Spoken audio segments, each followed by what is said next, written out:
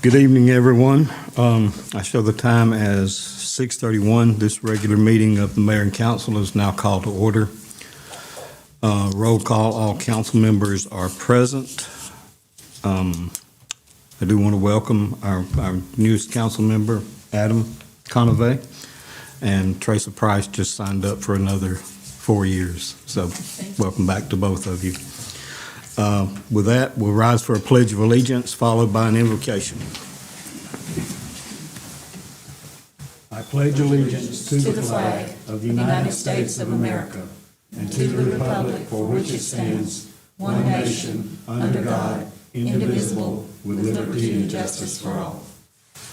Mr. Powell, will you do an invocation, please? Thank you, Mr. Mayor. Let's pray. Father, we are so grateful to gather again and just have opportunity to exercise democracy and freedom and liberty, Lord. We thank you for those who have signed up and new council members who have come on, that they would be the torchbearers of protecting those rights in this community. And Lord, tonight we ask that you would bless what's said, and bless those who are hearing it, and Lord, help the decisions to be wise decisions.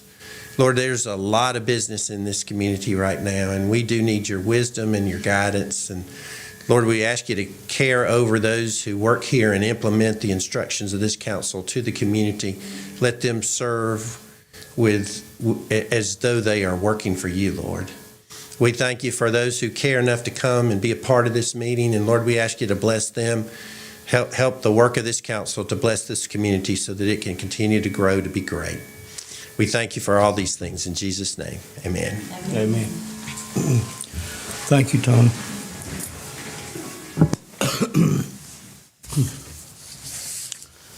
Okay, I do have several announcements. All of these announcements take place in the community room, so I will leave that portion off. We have our council meeting tonight. We have municipal court January the 21st at 1 p.m. We have a tree board meeting January 22nd at 6 p.m. We have a planning commission meeting January the 27th at 6 p.m. Our next council work session February the 5th at 6:30. Historic preservation meeting February 10, 6 p.m. Downtown Downtown Development Authority, February 12, 9 a.m. Pardon me. And our next council meeting, February 17th at 6:30 p.m. We have some employee introduction and recognition. Okay. Amber with the downtown rundown.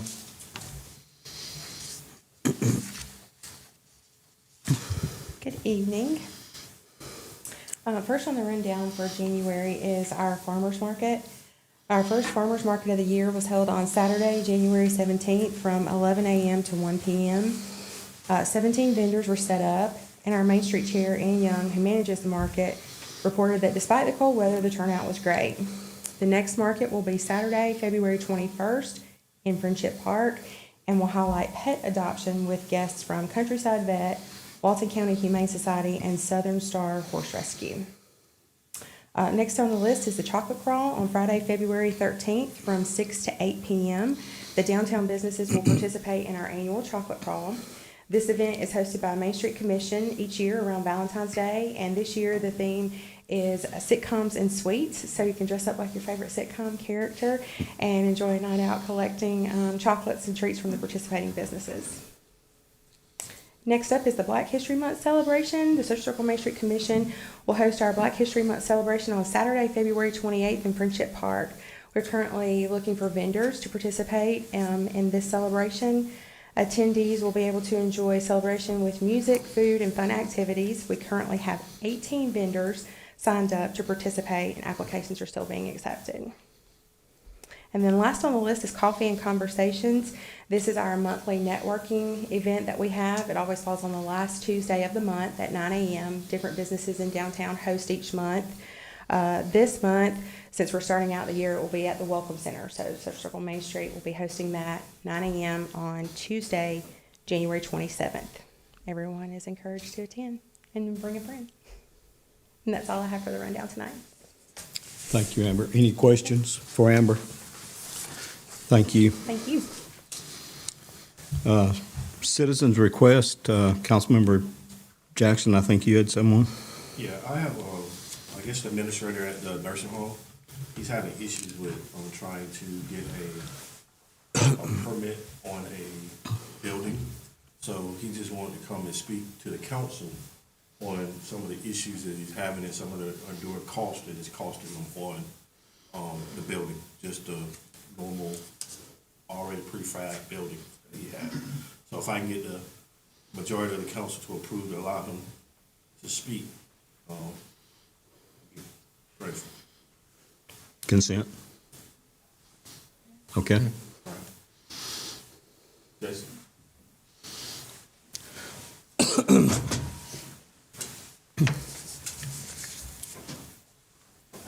Thank y'all for letting me come up here and speak.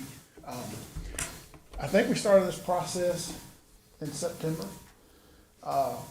We got rid of a office trailer that was needing a lot of work, that the company we were renting it from didn't want to come do the work, but it was a safety hazard for the employees that were working out of that trailer. Now, it's an office for them, but most of their duties are performed in the facility. So they really just have a desk and they store files out there. The activity director stores activity stuff out there. Housekeeper stores some of her stuff out there. So it's mainly just an office to say they have an office. So speaking with Ken Zidell, told him I was gonna get rid of the building because it wasn't safe. He's fine with that. We bought one. The problem we were having is getting a definite answer from Veritas. When we sent them the stuff saying what we were gonna do with the building, they said we needed an engineer to stamp the plans. The engineer has stamped the plans that we sent originally to the city, but it wasn't stamped saying that we were gonna do electrical and stuff like that. I understand that part. So we got that taken care of with electrical company. They sent over plans, we sent that back. Then Veritas finally came back and said, well, we looked up on their website and they build storage buildings. Okay, well, they do that as well. But it's the same building that a lot of people put in their yard and they live out of it. We finally got Veritas, that's back and forth, then it was, are we too far from the bathroom? But the trailer that was out there before didn't have a bathroom in it. And this one's a little bit closer to the building, so we met that regulation. We are not in the historic district, so we didn't have to fool that part. We just wanted to get it inspected, do everything right, get it passed. After several emails with Ashley, we finally got Veritas out there. But he even asked all that stuff and Ashley said that we've already did that part. Then his answer was, we need the original engineer who stamped the plans to submit the plans. I called him back. He said the reason they put on there is not for people to, occupancy for people to be in it, is because people buy it off their lot, put it on the land and move into it. So it don't meet the energy requirements. I said, well, we're gonna insulate it, we're gonna do everything that's gonna be done right because it's still gonna be inspected every year by Ken and his staff. And it has to be safe for the employees to be in there because we have OSHA inspections as well. They have the right to go inspect that building to make sure they're in a safe working environment. That engineer, Veritas said that another engineer can't stamp his plans. Speaking with the original engineer, he said that our engineers that we had gotten could stamp his plans because they were structural, they were mechanical, they were just adding to what he had already put in there. Something wasn't worded right on the form he did. He talked to him, he resubmitted it. The guy at Veritas that day said, as soon as you get them to me, we'll look at it right then and get you an answer to that. Last I spoke to Ashley, we have until the 26th of January for an answer.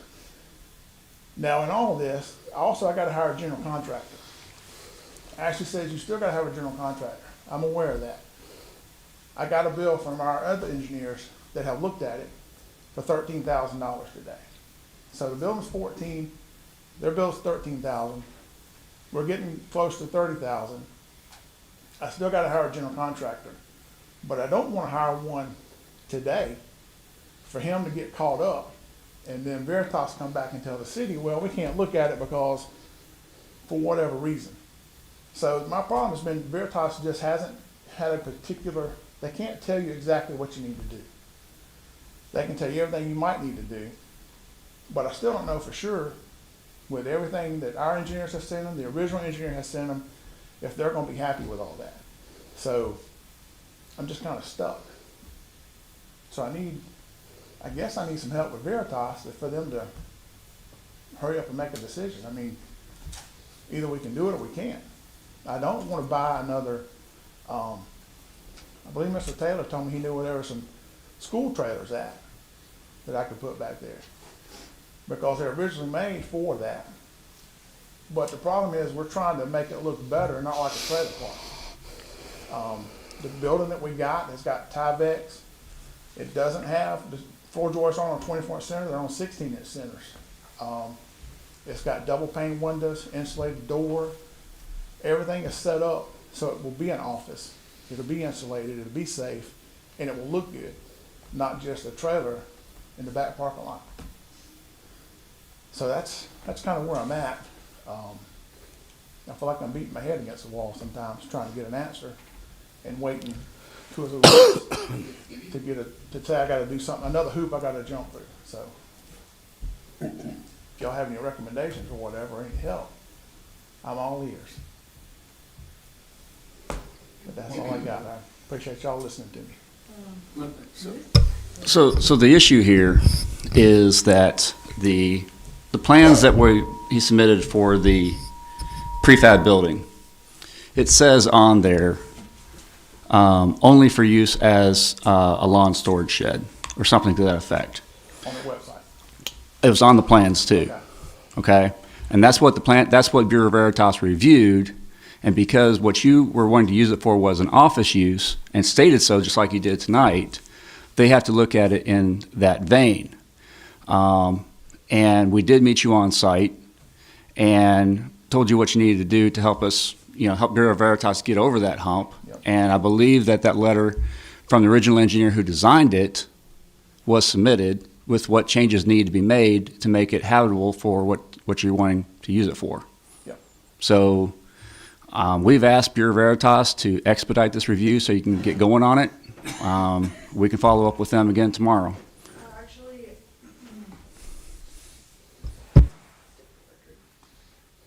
this afternoon I did receive comments back from Bureau Veritas, and it's on my list to do first thing tomorrow morning is to send it over to you guys. So they did give me back comments late this afternoon. It's just a matter of timing, and with the meeting tonight, I wasn't able to get it over to you guys.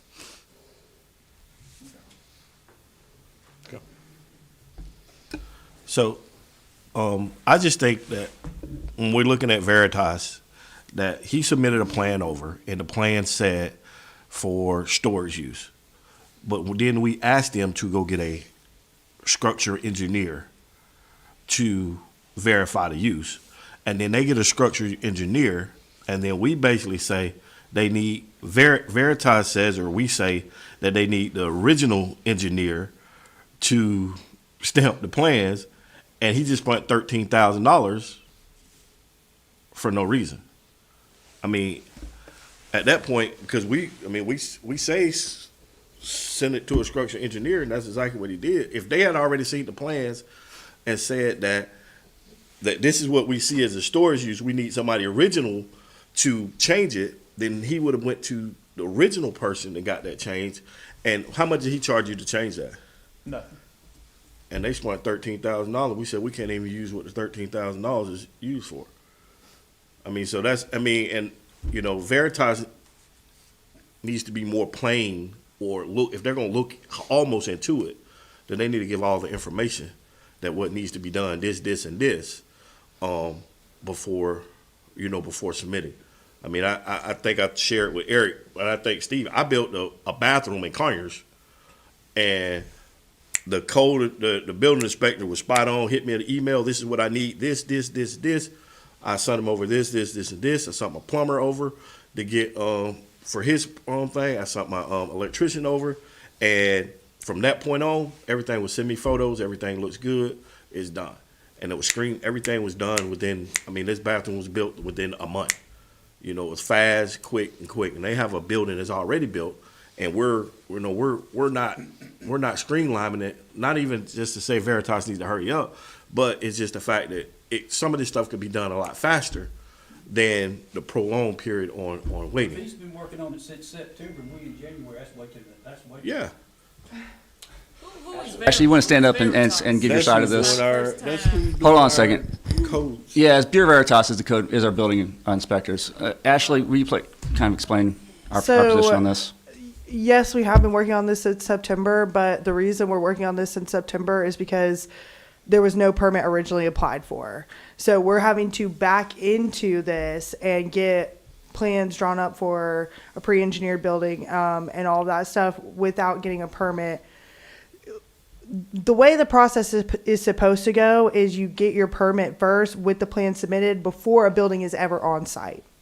So you're supposed to get all of this paperwork done and signed off on before you ever move a building in on site. And that's not what happened in this case. The building got moved in. It unfortunately does happen. So now we're having to back into the process. So they have a product that they want on their site, but the plans that they got from that engineer said this is for residential lawn storage, residential lawn equipment storage only. So we had to go back and forth on that. And now we got the engineer from Stormore to send us a letter. And Bureau Veritas has reviewed those plans now. I just have to, like I said, I got those comments literally this afternoon, and I'm sending them out tomorrow as soon as I get into the office at 8:30 in the morning. But that's the main issue here is that we have a structure that's there without a permit. So we had to issue a stop work order, and now we're trying to back into a process that has been set up. So this is a lot like the situation we dealt with last year with one of our large manufacturers here in town, where they started doing work without a permit, and then there's a lot of going back and forth and trying to fill in the blanks to try to make it work. Is really what the situation is. We actually had that happen with a couple of our large manufacturing sites here in Central Circle. And it always has to do with these pre-engineered buildings. You know, folks are going out and buying these things, and there's nothing wrong with that. But it's not always just as simple as just putting a building down and making it work. You know, when those condos down in South Florida collapsed a couple of years ago, that changed everything for building inspectors. And they are not willing to risk their state license on anything that is not bulletproof, for lack of a better phrase. And, you know, I'm sorry it's taken so long. I really am.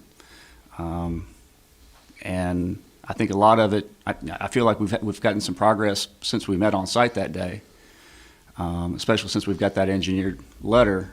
And it sounds like Bureau Veritas has looked at it and gotten comments back. So it sounds like we're on our way to getting this thing resolved finally. I can see where there may have been some delay with, we had Thanksgiving holidays, Christmas, and New Year's all during that period of time, so that's, there's possibly a delay in there as well. All right, I guess you get comments tomorrow, and then see where we go from there on the markups.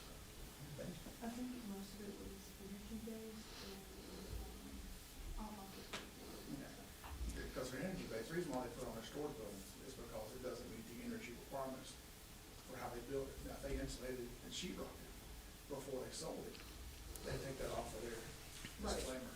But that should all be. Yeah. Okay, thank you, sir.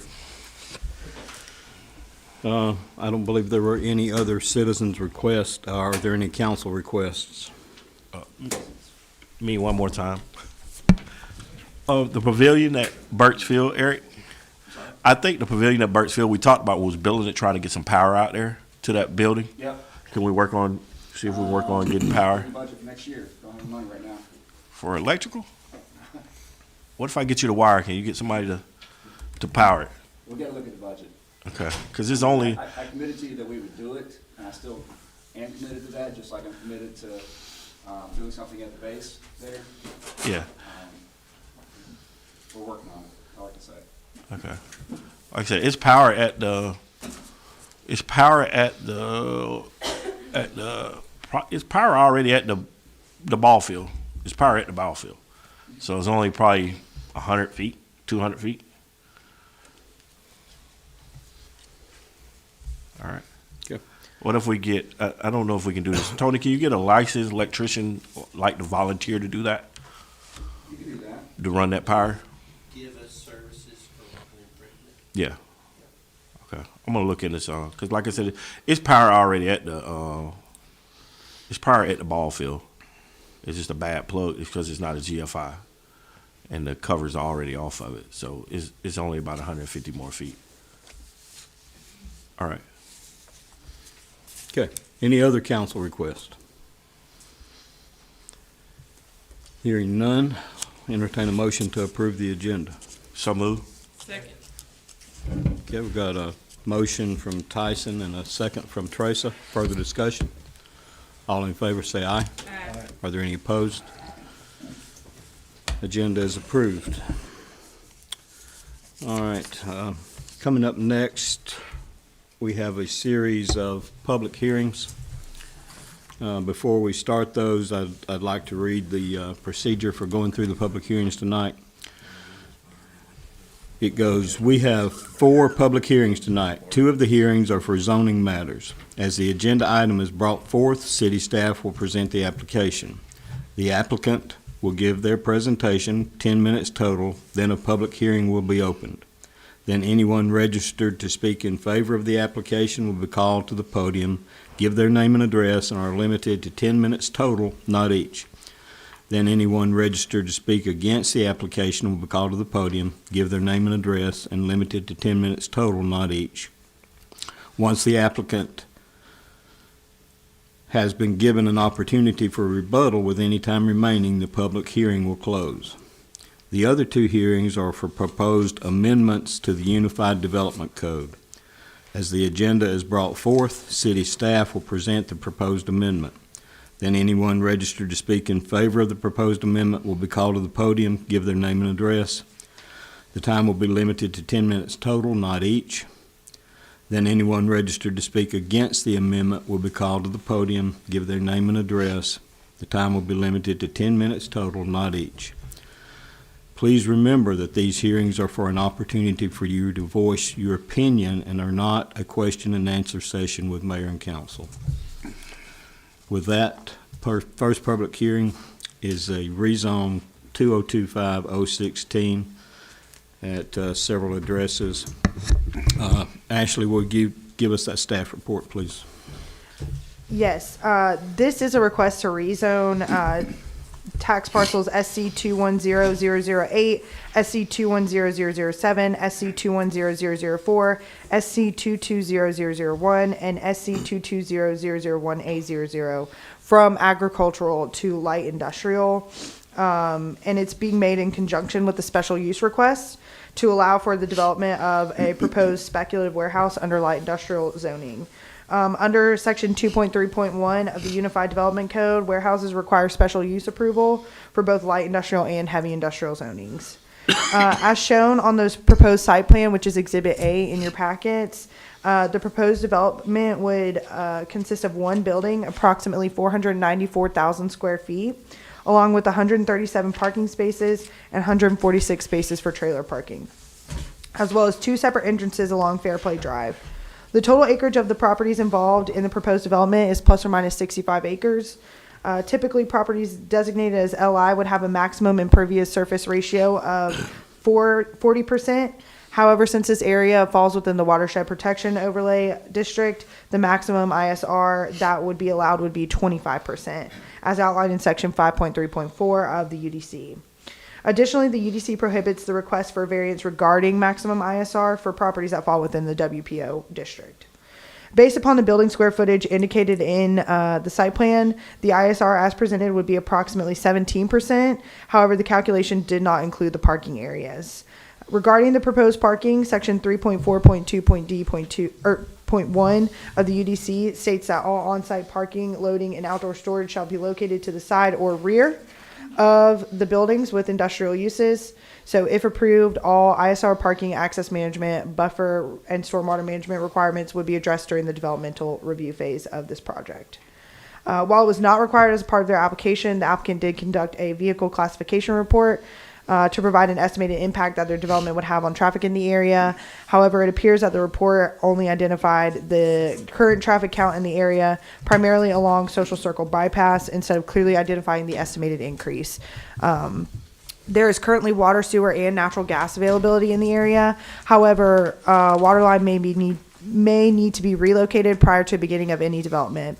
Regarding stormwater, ditches would need to be pulled and curb and gutter would need to be installed to ensure proper drainage. Any relocations or improvements to infrastructure that would be required as a result of the proposed development would be at the expense of the developer. A community meeting was held both in person and virtually on December 10th, 2025. However, aside from the applicant and their fellow representatives, there were no other attendees. I want to draw your attention to a couple things in the staff analysis portion of the staff report. Under compatibility, B1, the staff has to look at if the zoning proposal will adversely affect the existing use or usability of adjacent or nearby property. And staff concluded that the proposed zoning does appear that it would adversely affect the existing use or usability of the adjacent or nearby properties, specifically 888 Fairplay Drive, as it would be landlocked by the proposed development and would need to be granted a driveway easement to access their property.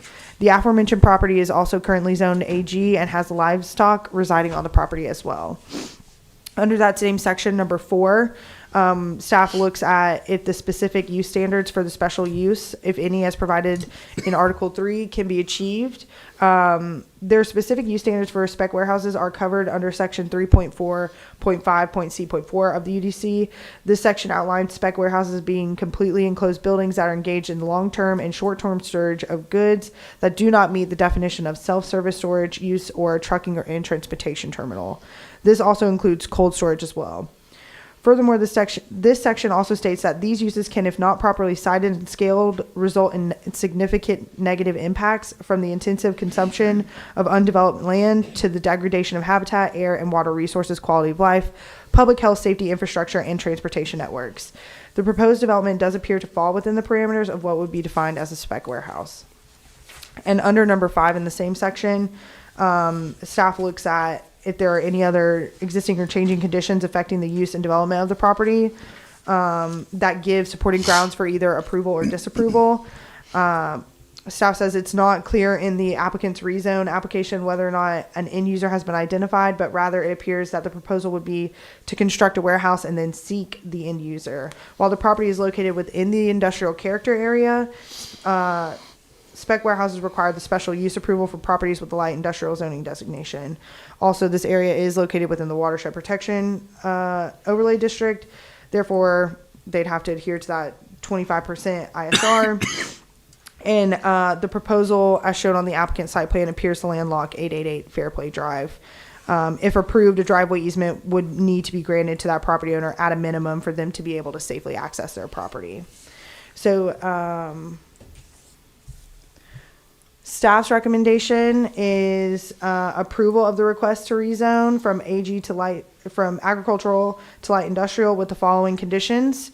Number 1, an easement must be given / dedicated to 888 Fairplay Drive, also known as tax parcel SC 210-006, to ensure the property owner maintains access to the property.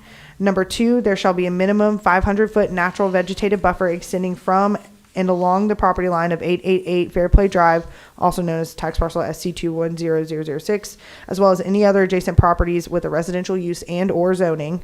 Number 3, wall packs and exterior lighting mounted on the building shall only be placed above service entrances. There shall be cut-off fixtures down lighting so as not to cast light nor glare towards property lines or street, and shall not be used for general sight lighting purposes. Number 4, parking lot lights shall not be taller than 20 feet, shall be cut off fixtures and not cast light nor glare towards property lines or streets. Number 5, site lighting and photometric plan shall be completed and provided no more than 7-foot candles at the base of the light. Number 6, the developer must extend curb and gutter along Fairplay Drive. And number 7, all utility extensions and public infrastructure improvement costs shall be at the expense of the developer. Planning Commission recommended denial of the request to rezone.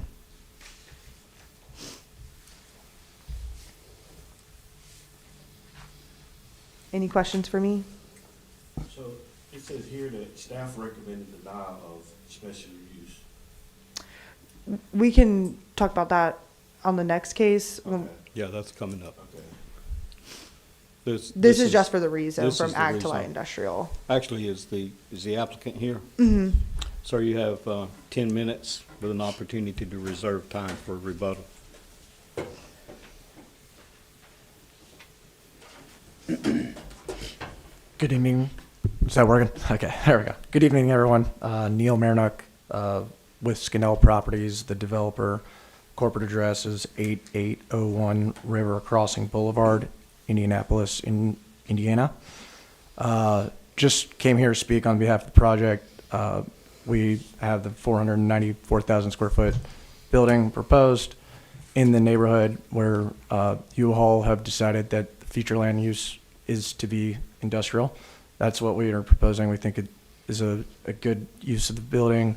The neighbors have all been approved for future land use for industrial in that area. And so is our goal to continue that kind of pattern and support the surrounding developments that are coming in and providing services around there.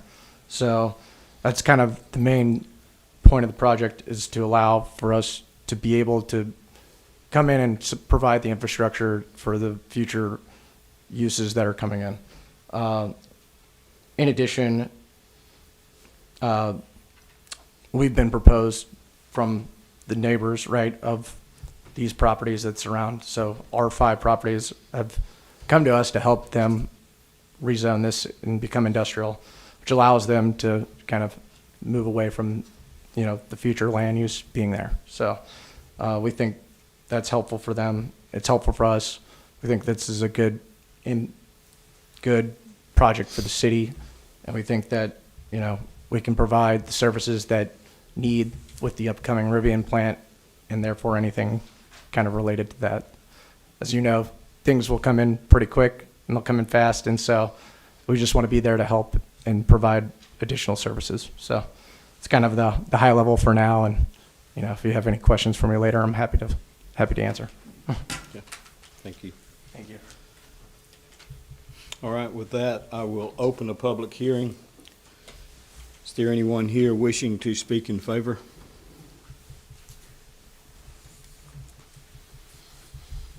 Hearing none. Anyone here wishing to speak in opposition?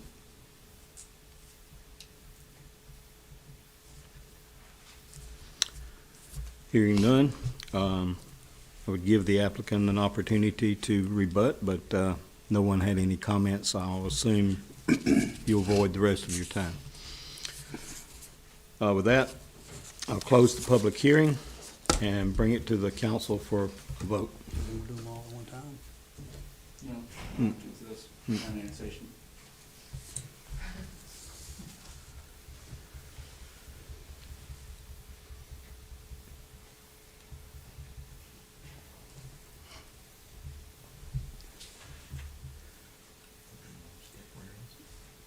Make a motion to take the planning commission's recommendation.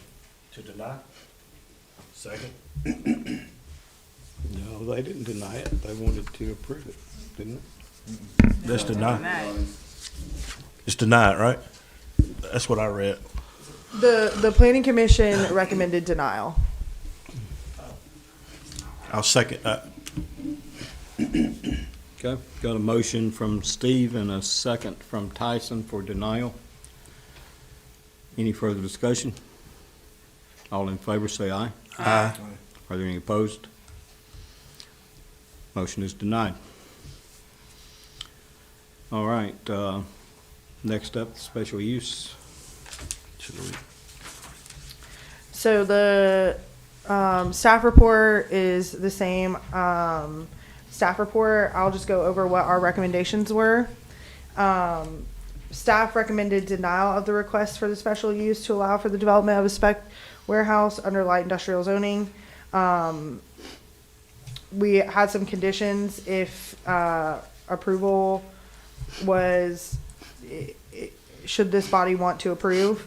Number one, they were the same as the rezone, is what the conditions were. There was an additional condition along with the previous 6. Number 7, if a land disturbance permit had not been obtained within 3 years from the date of approval, then the special use permit will expire and a new application approval would be required for use of the property as a spec warehouse. Planning Commission recommended denial of the request. Okay.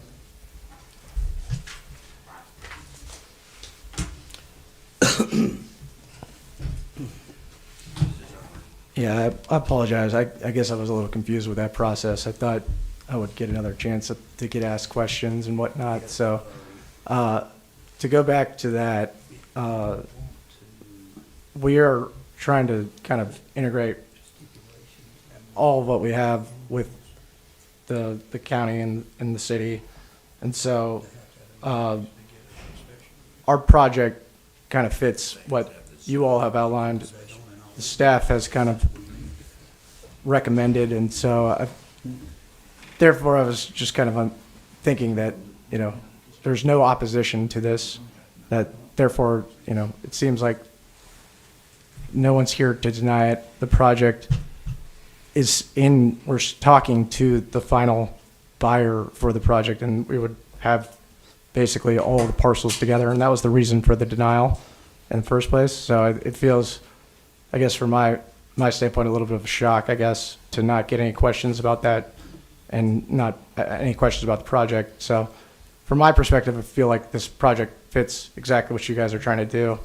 And, you know, we're on the way to kind of make this thing exactly what everyone was planning to do and what the future land use is for. And, you know, I understand, again, these residents that are selling to us are also being affected by these people that are coming in. It's their opportunity to get out now, and if you guys deny this, they won't have the opportunity to do that again for, you know, a period of time. So it's a little, it's just, to me, there's 5 people or 5 parcels that want to make this happen, and so therefore I would think that everyone else, and there's no opposition to it, so I would think everyone would be on board to move it forward.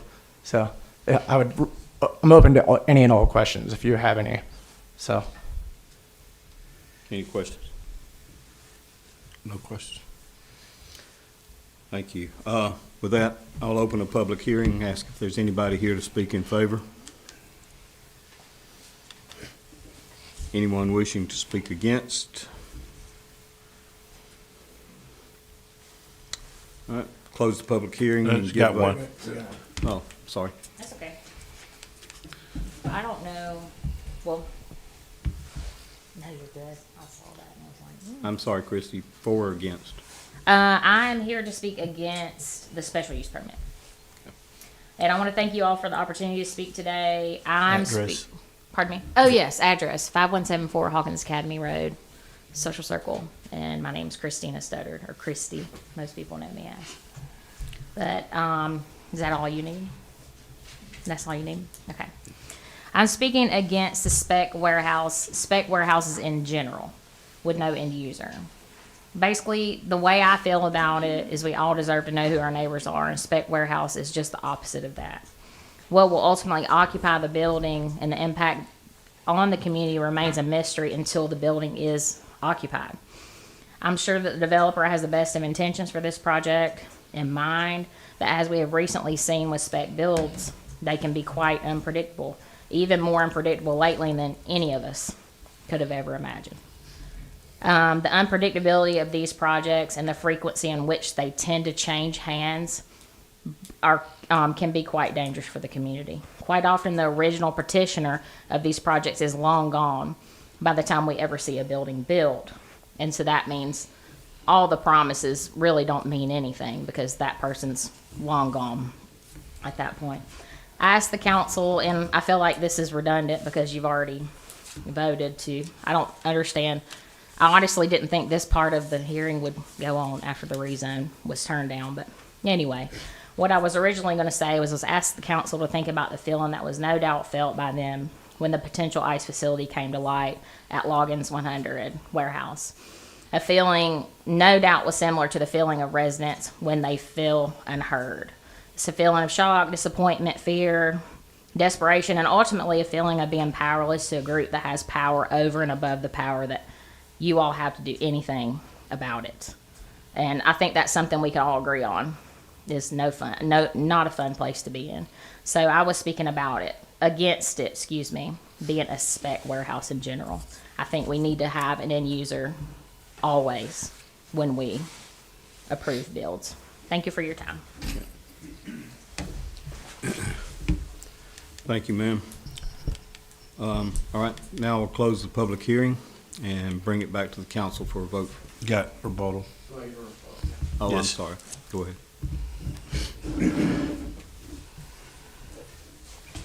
So I don't necessarily disagree with the spec warehouse. You know, the way I thought this was going to go was potentially we'd get the rezoning, and the rezoning would allow us to market better to users that this project's ready to go, right?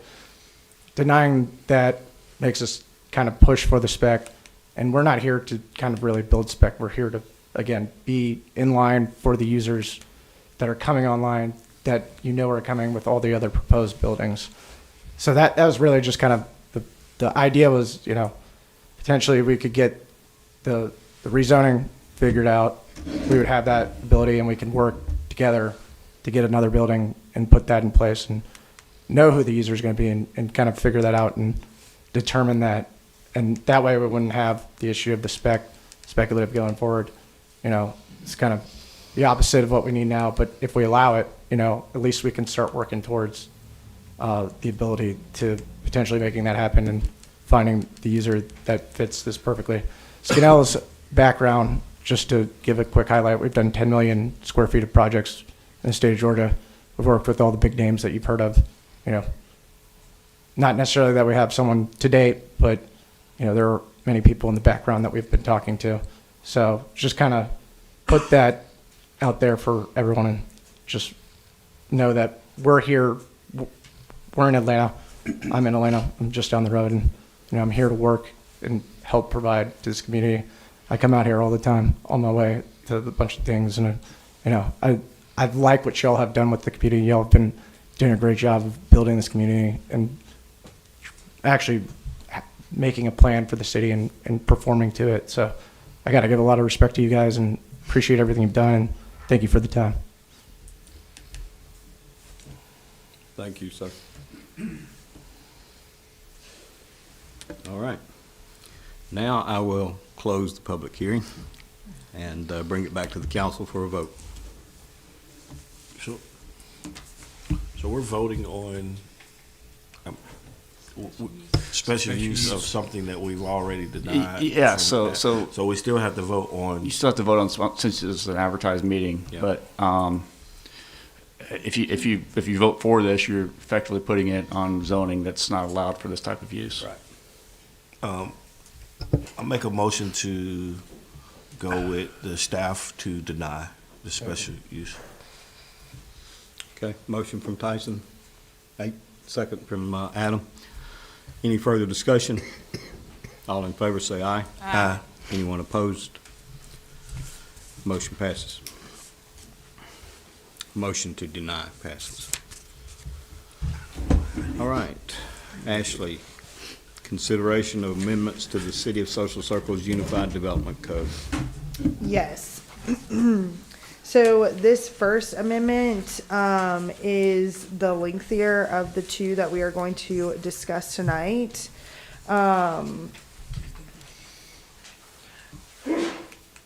Did you guys want me to read the newest? Did you want me to read the newest into the record? Yes, please. Okay. We could have gave him an So, we are proposing amendments to, section 3.4.6, A of the Unified Development Code. And it reads, as follows. Number 1, minimum site area. The minimum lot size for any data center shall be 50 acres. Number 2, fencing and security requirements. All data centers shall be enclosed by a secure perimeter. A, all data centers shall be enclosed by a perimeter fence with a minimum of 8 feet in height. B, fencing along public road frontages shall not be chain link, barbed wire, razor wire, or solid metal panel. Public facing fencing shall incorporate one or more of the following. 1, decorative or architectural materials such as masonry or wood.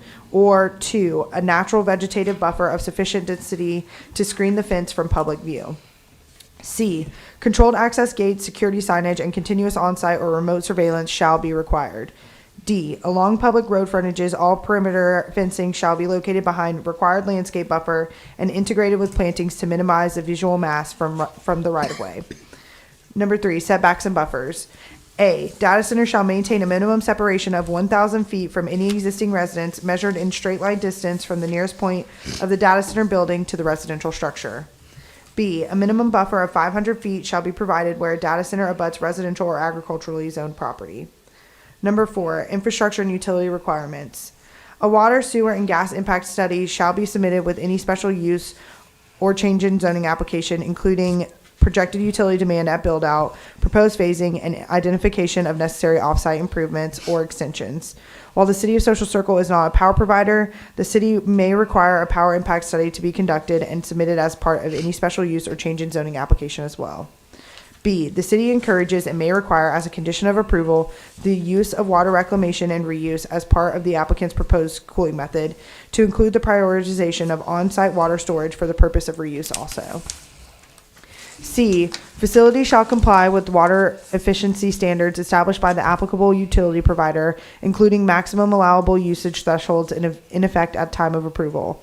Applicant shall provide documentation from the utility provider confirming service capacity and applicable efficiency requirements prior to issuance of a building permit. Compliance with these standards will be a condition of any special use permit or change in zoning. D, direct connections to surface water sources or aquifers are prohibited. E, applicants shall enter into binding agreements with affected utility providers to fund and implement all necessary improvements. Such agreements shall include provisions for monitoring, reporting, and enforcement to ensure long-term sustainability of water and infrastructure resources. F, no building permit shall be issued until the city has received written confirmation from all affected utility providers that adequate service capacity will be available upon project completion and that all reclamation and reuse requirements have been met. G, parking shall not exceed more than 35 spaces per building and shall be in compliance with all parking and loading standards outlined in section 3.4.2.d. 5, noise standards. A, noise generated by any equipment operations or activities associated with the data center, including but not limited to cooling systems and emergency backup generators, shall not exceed 60 decibels during daytime hours, 7 a.m. to 11 p.m., or 50 decibels during nighttime hours, 11 p.m. to 7 a.m., as measured at the property line where the site adjoins residential or agriculturally zoned property. B, primary data center buildings shall be constructed of materials with demonstrated sound attenuation properties, such as tilt-up, concrete panels, concrete masonry units, or equivalent assemblies. Metal panel construction shall only be permitted where the applicant demonstrates through acoustical analysis that the building envelope will achieve compliance with the city's noise performance standards at the property line.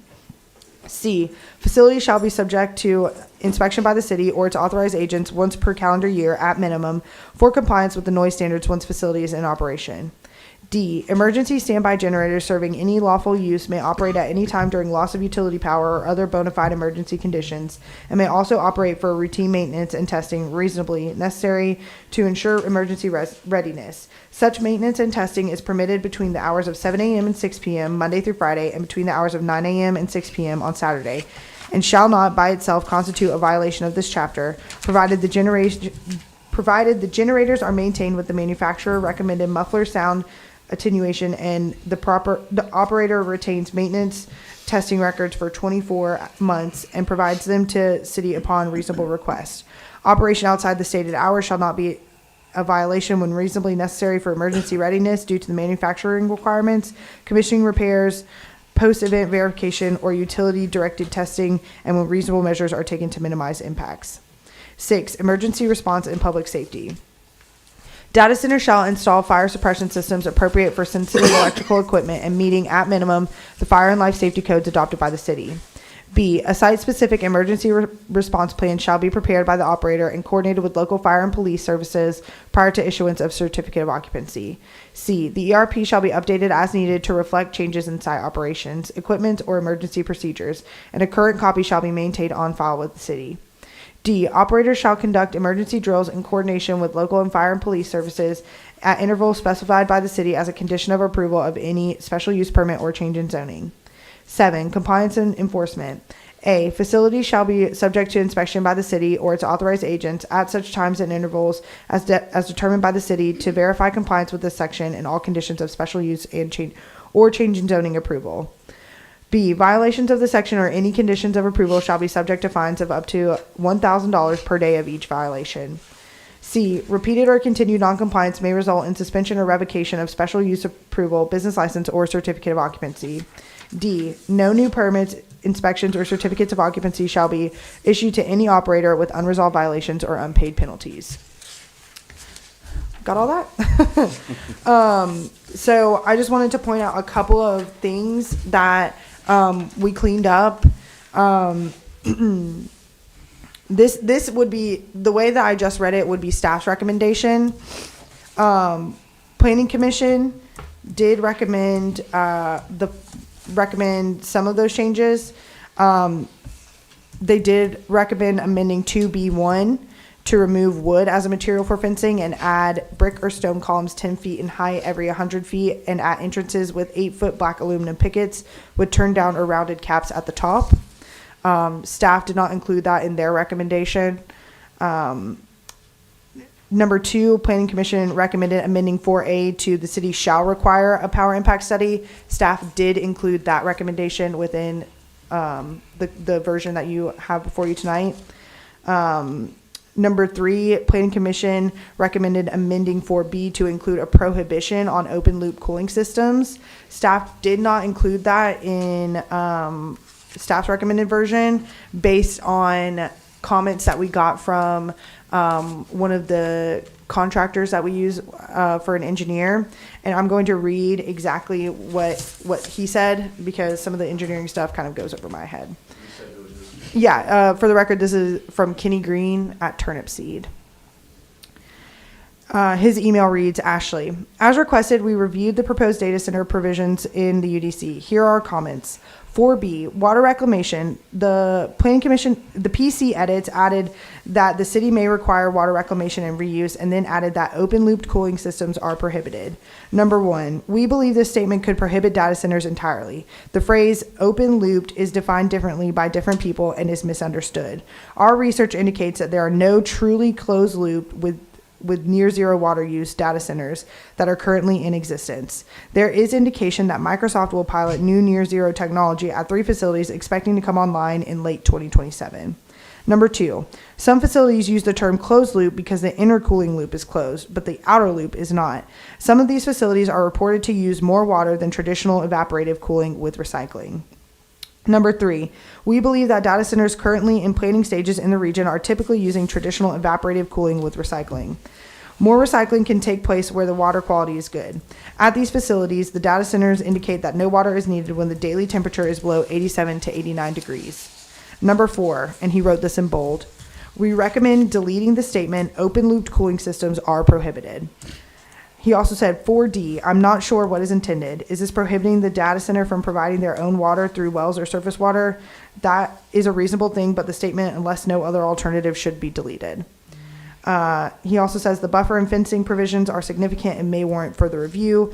We did not review the other sections, and he told me I could call if I had any questions. So that is why we took out the prohibition on open loop cooling systems in staff's recommendation. Number 4, Planning Commission recommended amending 5A to reduce the decibels to 60 at daytime and 50 at nighttime. Staff kept that recommendation. Number 5, adding section 5C to require a minimum of 1 annual inspection once facility is in operation, and staff kept that recommendation as well. And we added in the emergency provisions based off of some comments that we got from some previous data centers that have come before us, so that they would have an emergency caveat to run those generators in the case of a power outage. I know that was a lot of information. Any? I had a couple questions. All right. So a lot of what I'm seeing when I'm doing the research on these data centers and the issues that where those areas have been implemented have to do around the water. And one of the things that keeps coming up more recently is the PFAS, right? So when they're putting the water back into the environment, it's got the PFA, what they're calling forever chemicals in it, right? I don't see anything in here about addressing the thresholds for those to be in guidelines with any kind of environmental guidance. We're going to get your suggestion on that one, given some issues we discussed. That has been part of those conversations. Well, you know, I think if we want them included, we probably need to include them when, before adoption. The other one I had was, I don't have a problem with not exclusively excluding non-closed loop, but I feel we could do something about the language in there where perhaps they submit their cooling plan and we can review whether that's within current guidance, because they keep saying it's changing and it's ever changing. It's getting more efficient, but we don't know what that looks like. So I think that is covered in the way I'm reading it in 4B. I'm sorry. Okay. So under 4B and C, it talks about how the city encourages and may require as a condition of approval. So when we start looking at these on a case-by-case basis, since they're a special use, the council could potentially condition those approvals to include whatever type of technology is available at the time, or a specific type of hybrid cooling system, or something like that. But if I'm their lawyer, if I'm looking at it from a devil's advocate point of view like that, this says encourages and may require, right? Not only is that language I feel particularly soft, the portion about if they can check the box on the use of water reclamation in any way, shape, form, or fashion, they've checked that box. If they reuse as part of the applicant's proposed cooling method, they can check that box. So I think we might want to revisit that particular section to strengthen it, to protect ourselves. Which section is that? 4B. So the ones we have in progress right now are using water reclamation. And that is something that they are actively researching right now.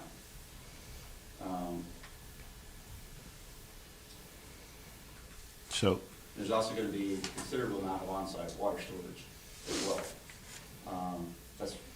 That's what they do to Right. have a lot of storage for peak days rather than draw. I also think So that those things are already being done.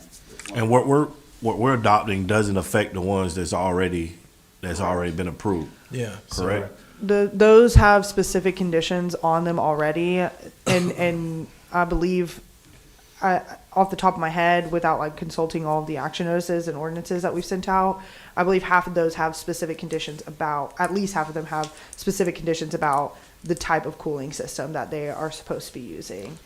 This would be for any, like you said, any future project that would come before us. And also, I think if we start codifying some of that stuff, it takes away interpretation when it gets to the development phase. And the utility provider wouldn't have any room to say, okay, this does meet those standards.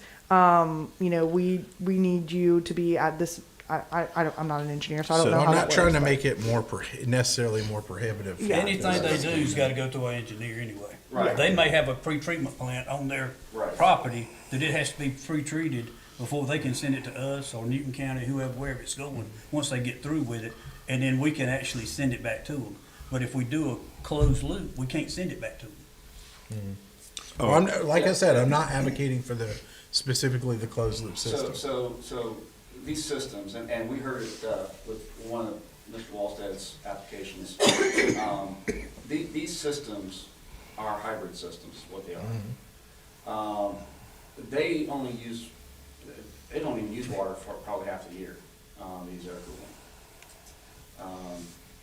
And so a lot of the numbers that have been thrown out there are based on peak days that really only apply to maybe 4 or 5 days a year. yeah, maybe 2 or 3 weeks out of the whole year. Regarding the PFAS, what I would suggest is not make it a part of this particular document, because then it would be specific to data centers to put in this document. The issue with PFAS, as we've had conversations, are associated with some other industries here. And I think that if we're gonna deal with PFAS, it needs to be A broader blanket. broader blanket versus strictly on data centers. Okay. So Tony, what do you think about the language? Does it still give us the Data opportunity? centers are special use permit only. Correct, yeah, so they would be a special use, that's the other part of this text amendment, is in the big table that says, what you can do where. It would be a special use not only in light industrial, but also in heavy industrial. Right now, data centers are allowed by right in heavy industrial, so we're changing it to be a special use across the board. So every time a data center wants to come to the city, it has to go before Plan Commission and you guys. So, Mr. Convey, the language is soft, but it is a criteria for review. So when the data center comes up, we've obviously flagged it for them and said, hey, we encourage this and we may require it. And then when you do the condition that comes with the special use permit, you lock it down and you make the shall mandatory if that's what you're trying to achieve. Yep. Yeah, I'm not trying to discourage the business, but trying to protect. Yeah. Right, but you, when it comes up, you can craft the restriction that goes with that with strengths. And it's just flagging it as a criteria that we will look at and put in the special use permit conditions. Most of these conditions were actually pulled from The from the stipulations that we put on these data centers already. So this is really kind of codifying it so that we can So you have to. do it broadly. The other thing I had a concern with is the amount of the $1,000 per day. A lot of these companies, $1,000 per day. yeah, That's under it's in section enforcement. 7B. Yeah, $1,000 they fine. That's, So my general recommendation, I didn't realize that was in there. I missed that part. My general recommendation on anything regarding penalties is to not put it in any kind of code. Because then at some point, $1,000 is not going to be enough. that's exactly my point. So if the projected cost of their improvement to, say, reduce the noise for an adjoining agriculturally zoned parcel is $1 million, they'll happily pay that $1,000 a day rather than display Right. the construction cost of the $1 million. Yeah, that should be subject to whoever is adjudicating the penalty. There you go. So we either need to remove that and just mention a fine to be determined, or What could some we language change around that that, wording or to? set it much higher. Change your word to that. I would delete it. There's a general penalties provisions where our court is restricted in what it can find to misdemeanor class. We're never gonna affect. So the that's why industrial, it's you know. So strike. But I would still take it out. I don't Strike think it needs B. to Strike be B. there. okay. Well, just make that clear in the motion, please. Okay. I also have a question about this, wood, you said a wooden fence of the buffer? So for that, that is,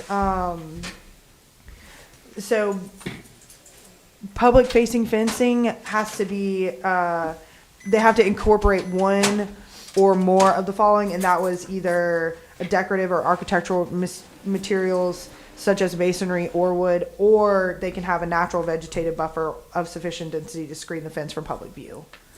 So if they wanted to do, let's say along the bypass, they wanted to do a chain link fence, they would have to have a vegetative screen in front of that chain link fence to hide the chain link fence.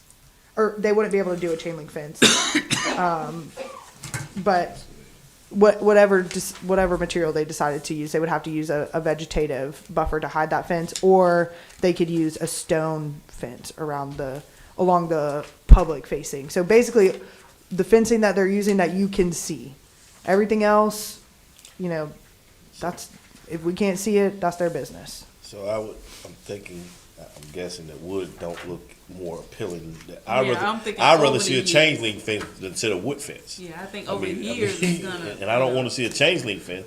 That's what was, I'd yeah. rather see chain link, metal, raw iron metal or something opposed, especially as we're talking about the front facing, opposed to seeing a wooden privacy. That's because I'm going on the privacy now. I'm saying wooden, 8-foot privacy fence that's leaning later. That's what planning commission talked about as well. They talked about wood and the longevity of wood and that kind of stuff. So staff's open to like whatever you guys want to do. I would rather strike wood. Maybe we can go with the planning recommendations for that fence. A combination of masonry and metal. Yeah. Yeah, I mean, that'd be better than, it's like I said, I wouldn't want to see, I mean, I'd rather see a chain link fence than say a wood fence. That's a lot, you know, some of these properties are 1,000 acres. I mean, that could be That's a why I lot, said I'd that rather could see be a lot of I'd rather brick. see chain link than seeing, Then the wood. than wood. If you would rather see chain link, we would also have to amend to B Yeah, I mean, as well, because that this- prohibits chain link. I mean, because you're not trying to put a burden on them, but you also I don't want to see a wooden fence because, Dilapidated. yeah, and later Yeah. it's going to look bad. Yeah, so I mean, I would be open more Well, to, you give you a prime example is Contract Lumber. yeah. They got a fence along the Annie P. Henderson right there, and you don't even know it's there because they've got that vegetated buffer in front of it. Yeah. Except for where you see the gates at. Yeah.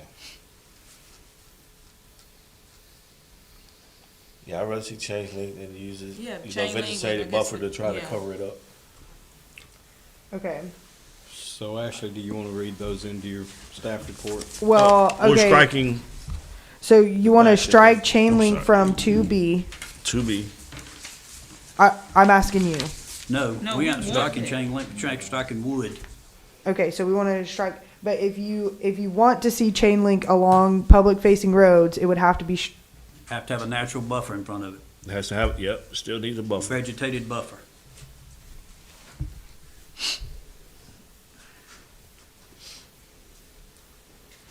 Oh, we got shall not be. Yeah, that's what I'm looking at. So, Yeah. so B says fencing along public road frontages shall not be chain link, barbed wire, razor wire, or solid metal panel.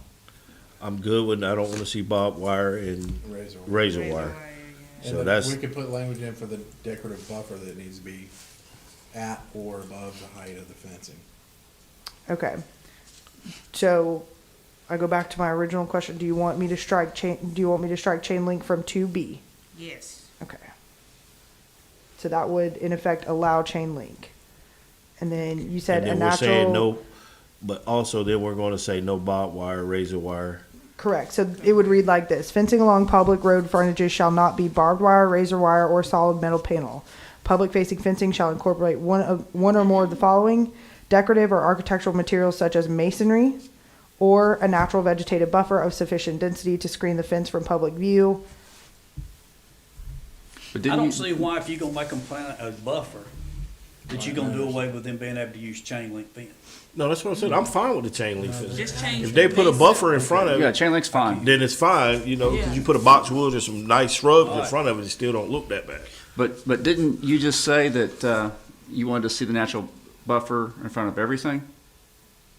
Because this is giving them an option of either a fence or a natural buffer. I thought I just heard you say, Well, they gonna, if it's a data center, they gonna have a fence around the whole thing anyway, for security. right, But this is giving them the option to say along the road frontage, what the general public can see, they can either do a chain link with a natural buffer, or they can do a decorative fence that's masonry, since we took out the wood. so, Does it limit the height? That's it. so I thought, what I heard you say is you wanted to hide it as much as possible. So therefore, what I think I hear you asking for is a natural vegetative buffer, no matter what. I don't have a problem with it. Should the fence describe the height? There is, 8 foot. yeah, it's a minimum of 8 foot. The fence has to be a minimum of 8 foot.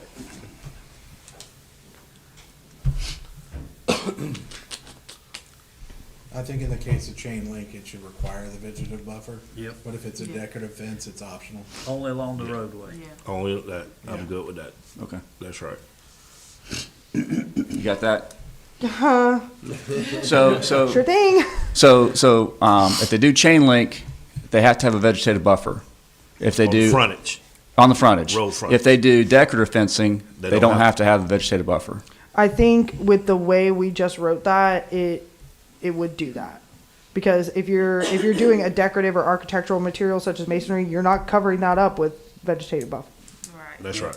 because you're paying all that money for masonry. Unless you're English, then it's gonna be covered in ivy anyway. Well. I don't know that we have that problem. So that's 2B, so we got that covered. And what was the other one? We were striking, We were striking 7B. Yep, 7B. with the 5.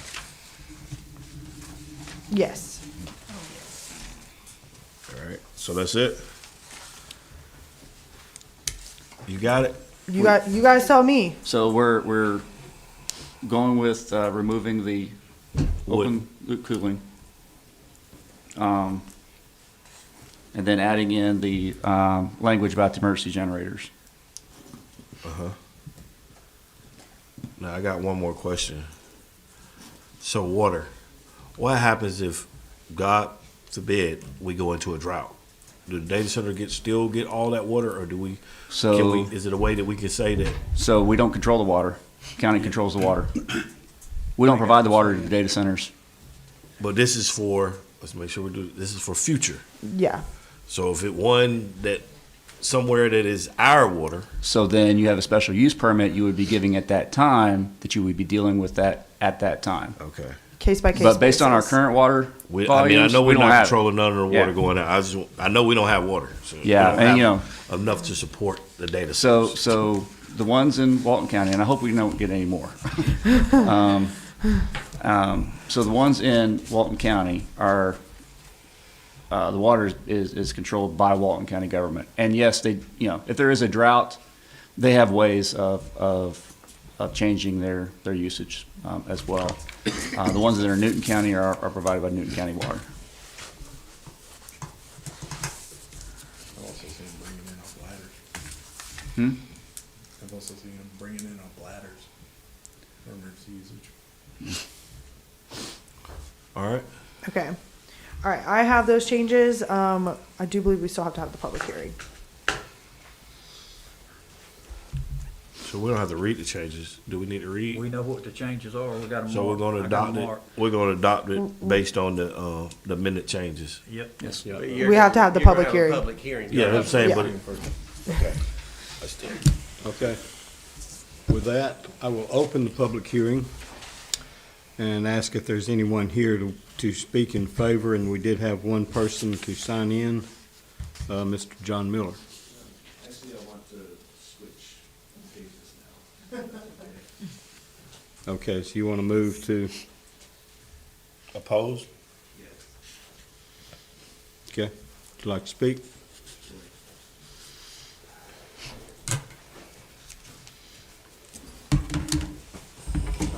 John Miller, 20 Lakeview. Originally, I wanted to speak for this amendment because there's a lot of cooperative work that has gone into it, and I really appreciate everybody who's been involved in that. There's been a lot of research both within the city staff and within the public, and a lot of discussion. So it definitely is an example of how we can all work together to improve the outcomes. Based on some of the comments here, I'd like to bring up a few things. We've had several instances in the past where in different projects that have been approved and pushed through, where the comment has been made that the UDC is the UDC. If it's in there, it's in there. If it's not, it's not. The UDC controls. So leaving those open loops when it comes to the water usage, I think is inherently dangerous. There needs to be some sort of mechanism that or review process or board or something that it goes through in order to determine what is the best use or most restrictive water system or best prudent use of water. Then if you leave it ambiguous as to what those restrictions are, then ultimately someone's going to use that against us. So I would recommend that you table this for more work and see if we can come up with some better language to more specifically address the water usage and how that is determined, or the system is determined at the time of the special use, to lay that out so there's no ambiguity. Also, to tackle the further discussion of the PFAs that you were talking about. That's my biggest concern with regard to the water usage and that ambiguity. So with that, I'll yield back the time. Thank you, John. Okay, anyone else wishing to speak against?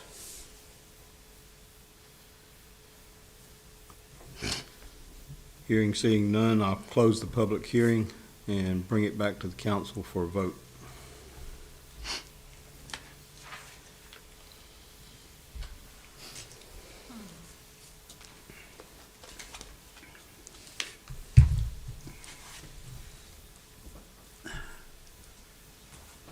I do have a question for our attorney. Mr. Miller suggested a table of this. Is it too late for that? Can't do it. I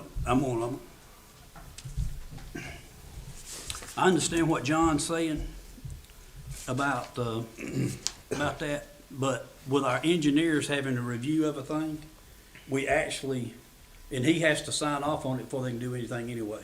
Before they can even start site development, yeah. Yep. So it actually does have a review. So Not only that, but any future data center has to come before Plan Commission and Mayor and Council. So anytime there will be a data center at all, it has to go through this review process. So it is a case-by-case basis at its very core. Who all is privy to the review, and what recourse do we have? For special use, so the process is someone submits an application, it goes through my staff, we send it out to all of our department, every single city department, we send it out to the county as well. We also send it out to the schools. So we have an internal review where we get comments from every department. That includes water, sewer, gas, roads and bridges, stormwater, the whole nine. And we would include engineers on that as well for something like this, where somebody that understands these systems way more than I do would be able to make it. So I'll tell you, Adam, that the Kenny Green, our water and sewer engineer, he's been way more involved in these projects than any of us have, including the ones that we are working on now. He's been on every phone call.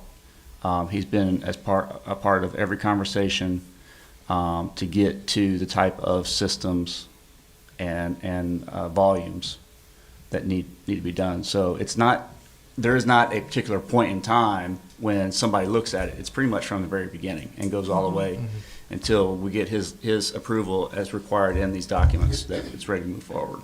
So it comes back before this body No. before it's approved? No, not for engineers, no. Well, So who's the final approving authority? The engineer. for the current projects or like future projects? Well, this applies to future projects. Right. So at the conceptual level, this body would have to approve the use. And then once we get to the development stage, that's when we get into the nitty gritty of all that other stuff where the engineers are the approval. So this would never come back before us.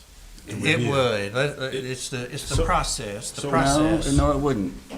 No. It doesn't. Just doesn't. like, you approve a housing subdivision, the don't the get- builder, get to the builder approve doesn't every come back plan. and approve the plumbing of the houses. Right. So the question, Mr. Miller's concern is, and it was the same for Mr. Convey. The question is the water use provision tight enough? And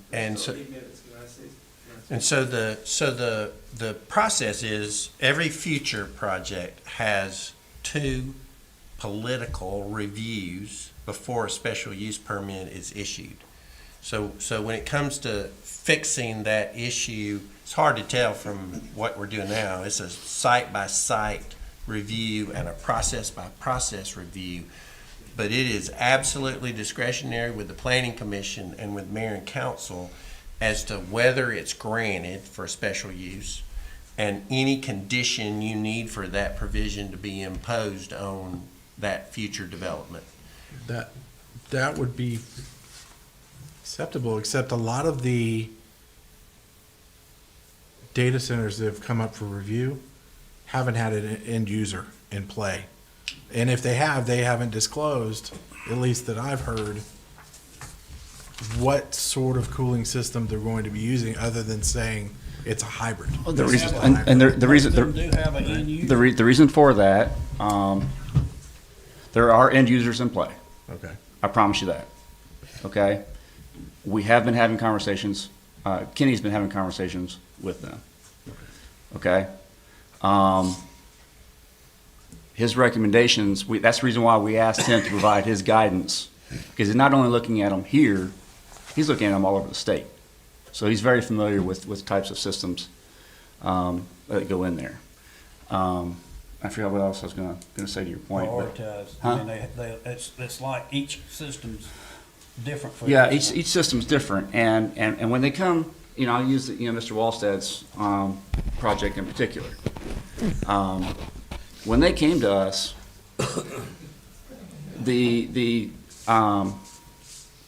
the final deals with the end users were not in place. It's under contract, okay? But once you get the zoning in place, the end users then get full started on a due diligence process, of which a major component of this is the utility aspect. Okay? And it was through those conversations that we developed the water agreement with Walton County. So, back to your issues that you're having, if another data center comes, those stipulations that you're asking for is closed loops and the water treatment, that can be put on the next data center that comes. Because as technology changes, we can change the way that we're approving or not approving. So You're saying in the special variant point, The we special can have use. whatever we want.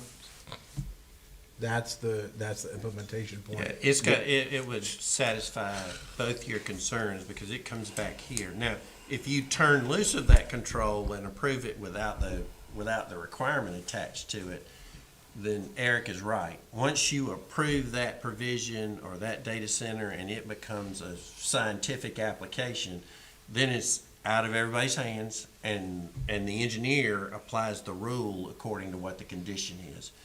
But when you adopt this, you're not turning loose of that provision. You are signaling it as an item of review that if we decide we want it to be a certain way on special use, you put the condition on it the way you want it, and that's still within the controls of planning commission and mayor and council. in terms of how it gets approved. You know, and that's really where that decision should be made. You're not making it with the approval of this. You're simply saying that's a criteria. Now, if they don't want to do it the way you want to do it, then you can turn them down on a special use permit, and they're 6 months away from ground zero. Yeah, and that's what I was getting at, is that staff will review it, we'll offer our recommendation along with any conditions we think might work with whatever's going on at the time, you know, technology wise, and then planning commission will offer their recommendation, and then once you guys make the motion and provide the conditions, that's what our review in the development process will look at, along with all the other provisions of the UDC. And that we call it an action notice or ordinance. That has to go on the front page of their plans. So the engineers see it every single time they open up that plan, is all the conditions that this body places on those developments.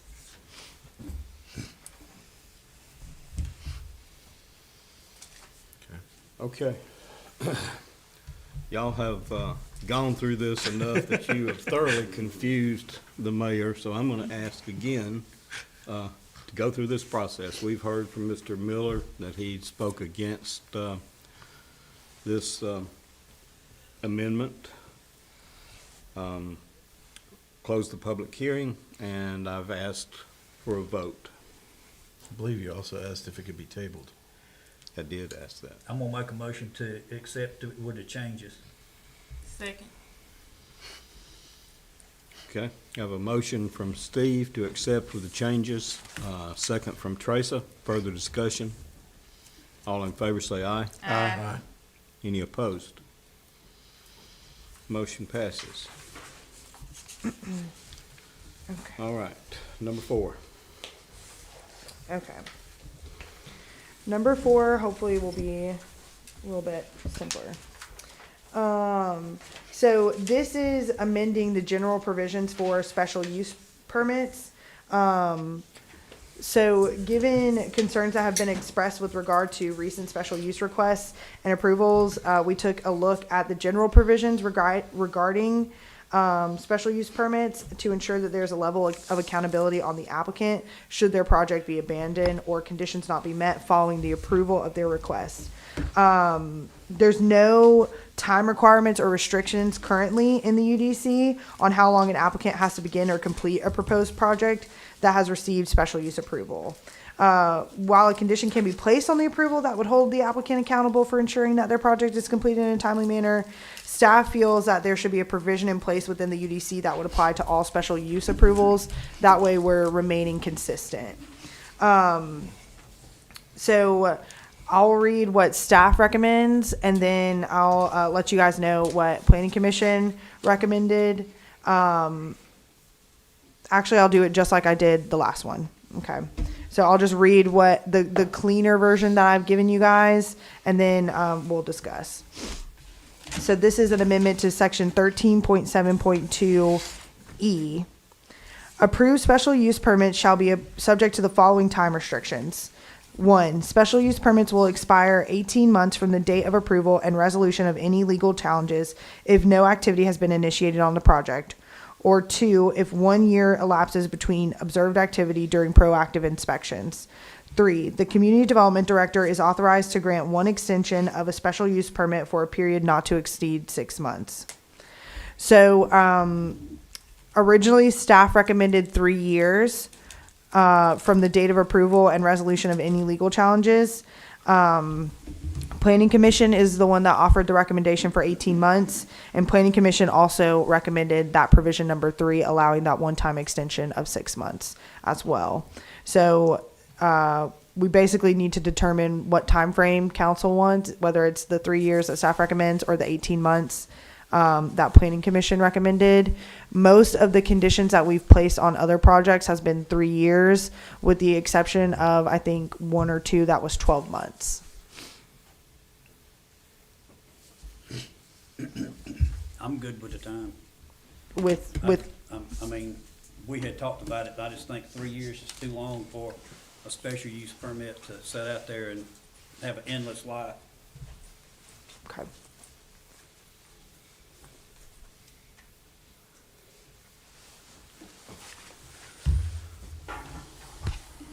Any other questions for Ashley? All right, with that, I'll open the public hearing, open the floor for anyone wishing to speak in favor. Anyone wishing to speak in opposition? Hearing none, close the public hearing and bring it back to the council. I'll make a motion to accept, with the, staff recommendations. Second. Ashley, you wanted to say something? I would just ask for a clarification on the time. The 18 months. Okay, thank you. The red line Thank you. recommendations, 18 months. Motion still stand? Yes. Okay. Got a motion from Tyson and a second from Teresa. Further discussion? All in favor say aye. Aye. Are there any opposed? Motion passes. And that completes our public hearings for tonight. Mr. Mayor, before we move on to the consent agenda portion of this, I would just like to remind the council that that the moratorium we had in place for data centers was in effect until March or until these data center regulations were passed. So now that those data center regulations have passed, the moratorium is no longer in place. Okay. Everybody realize that? Good. Yeah, I do. Okay, ready to move on? Yes, sir. It's your turn. All right, so for the consent agenda, we have 10 items on the consent agenda this evening. We have the minutes of the mayor and council regular meeting from December the 16th. We have the minutes of the mayor and council organizational meeting from January the 12th. We have the minutes of the mayor and council work session from January the 12th. We have an update to the city speed detection certification. This will include the portion at the end of South Cherokee that we modified at the end of last fall. Approval of creating part-time bailiff positions in municipal court. We have a bid award to Amcon Industrial in the amount of $2,068,535.54 for the Lakewood Drive water main replacement project. At the work session, you guys asked us to go back and look at the what they had in there for blasting. They have plenty of money in there for blasting. They actually were the seventh. They were actually the highest bid. They actually had the most money set aside all the bidders for their blasting. So they were the highest component for blasting, but they're still the lowest bid overall. We're hoping they don't have to blast. Yeah. They're gonna blast. They're going to blast.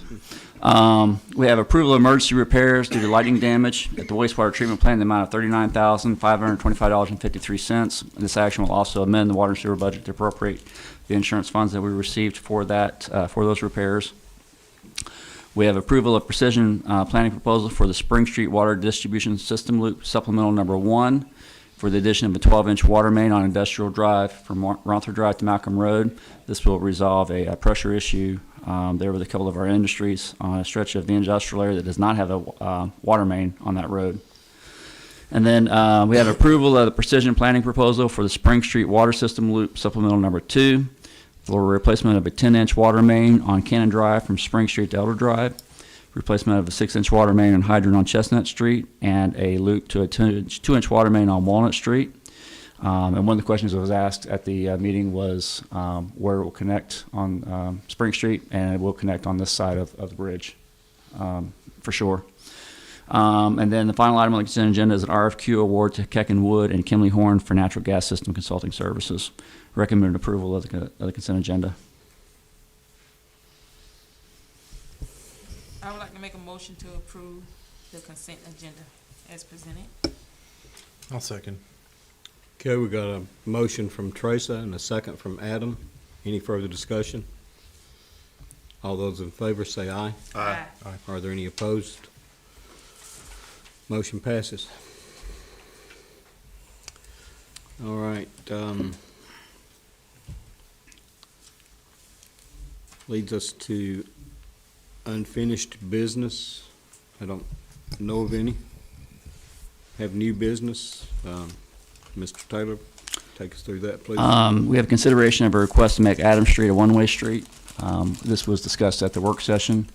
It's based on a request from two business owners there in the vicinity of Adams Street, the I Declare ice cream shop and also Morse Realty. Just based on some safety improvements, they feel like it would be better to have a one-way street going from Hightower to Sycamore. So we'll turn it over to City Council for action.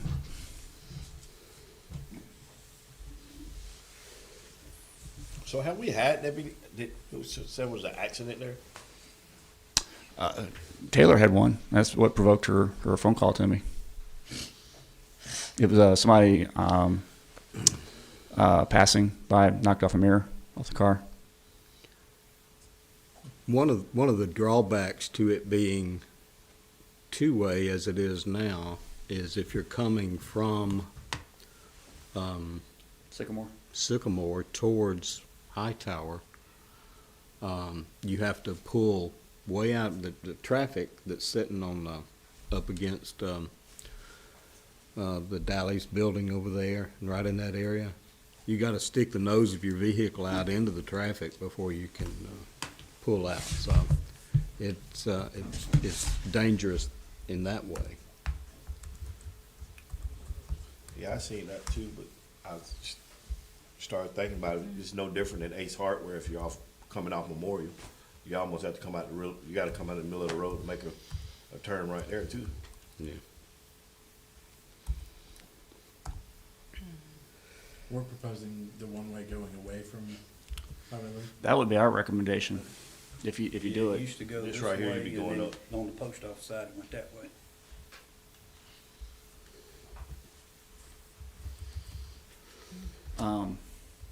Following the work session, John Miller sent everybody an email as well. And some of the things that he brought up in his email was that due to the many festivals and parades that shut down to the edge of Adams Street, leaving Dogwood as the only two-way means of egress. That's one thing to consider here. He says often template when getting food and supply deliveries blocks at least one lane of egress on Dogwood, leaving Adams Street as the only secondary two-way access. Christmas season lights at the Hornsby's at times make Dogwood not usable due to cars and people going through there.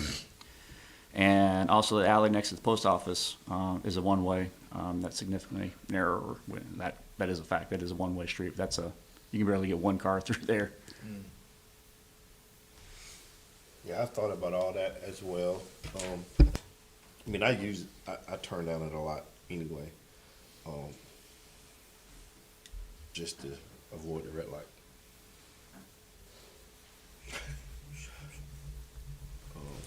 That's why I asked, are we having more issues other than the one issue in many, many years? Has it been restriped? Huh? No. Huh? No, it's not very wide. I mean, it's barely width of two vehicles in fact. Yeah, that's like all our roads. I mean, Yeah, Vine Circle it's- is more dangerous than turning right here. I don't think striping would make a difference on that street. Yeah. It was, I guess, I don't even know where she's parked at. She's parked in the parking spot, or she's parked on the side right there. Well, another issue that somebody brought up is, oftentimes there's people parked there at the mayor's building there on the side. That further kind of narrows that turning point in there. So, I mean, Why don't we just put no parking? I was just saying we can put no parking right That's there. private property there. Oh. That's Grilling Station property. Oh, the side right there.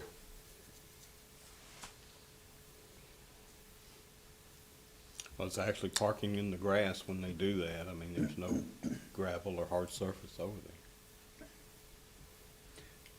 I say, let me say this. I'd be in favor of tabling it, and then I wanna know the distances of what the right of way is down through there. Okay. From East High Tower all the way to the other end. I wanna see how much we actually own up through there. Okay.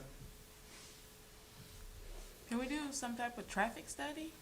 That's what I'm saying. I mean, if we're the only if that was one, Because if it's only wide enough on Keener's end for one car anyway, then we're putting cars on somebody else's property to start off with. I mean, I could probably tell you what the right-of-way is before even going to it, okay?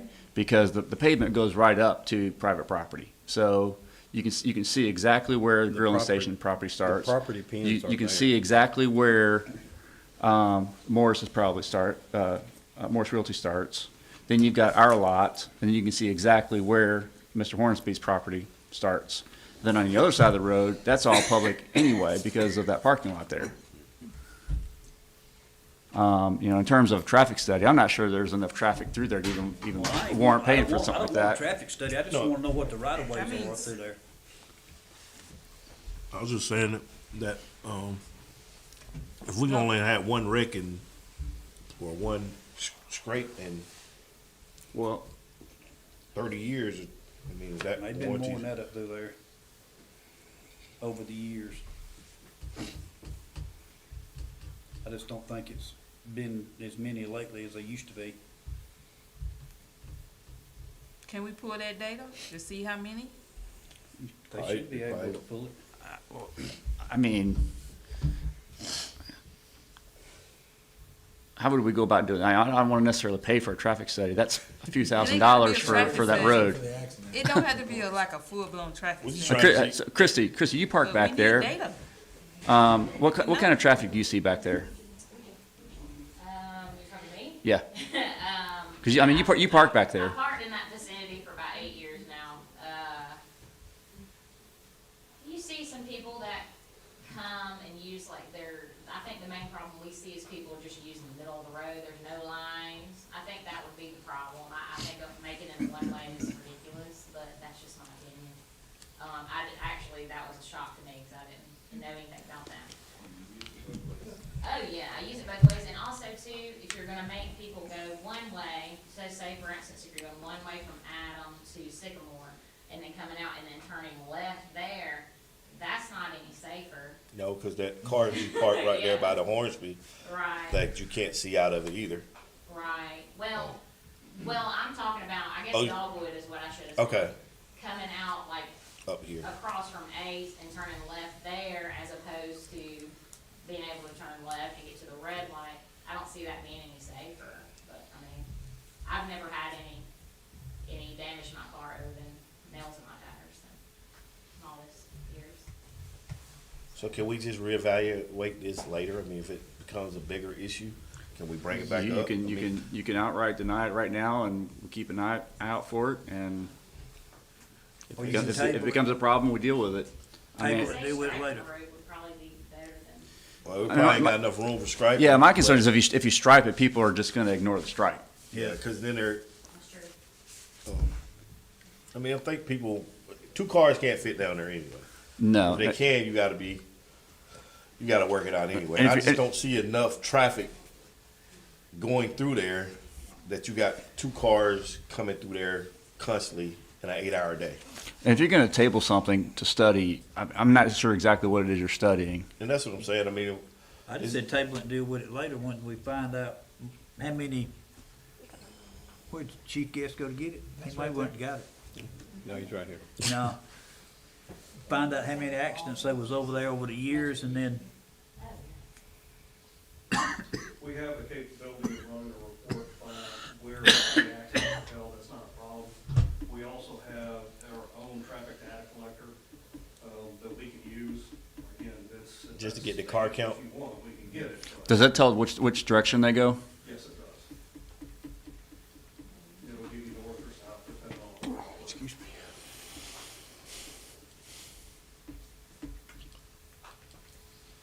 so you want to table and just see how many the car counts yeah, going which ways there? let's just see what we got. Just to see, I mean, Okay. Steve, is that your motion? Yep, Table to the next meeting, next council meeting? yep. second. Okay, we've got a motion from Steve and a second from Tyson to table this item to the next council meeting. Any further discussion? All in favor, say aye. Aye. Any opposed? Motion passes. All right, so the next item is a resolution to adopt the language access plan related to CDBG funding. This is something we have to do every couple of years. it's basically just a boilerplate language that in order for us to accept money that we receive from CDBG, Community Development Block Grants, we have to have a process in place for people who don't speak English to be able to ask questions. And so this actually adopts a plan that tells how we deal with that type of situation and who they need to call. Recommend approval. So moved. Second. Right, got a motion from Steve and a second from Teresa. Any further discussion? All in favor say aye. Aye. Are there any opposed? Motion passes.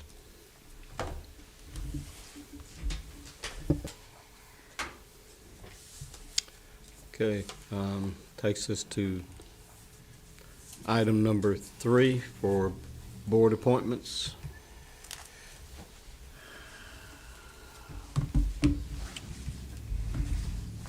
Susan has provided you with a list of vacancies. I'll like to appoint to the DDA. Mike, you want to do them one at a time? Can we do them all three at one time? You could do all three of the ones for that board. All right, Mike Owens, Michelle Dingler, and Tim Hutchison,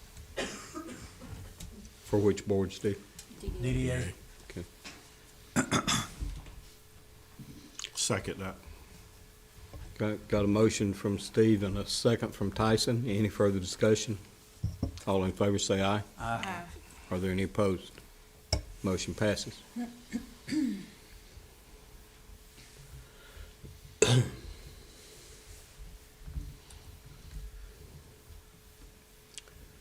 Are there any other board appointments we want to consider tonight?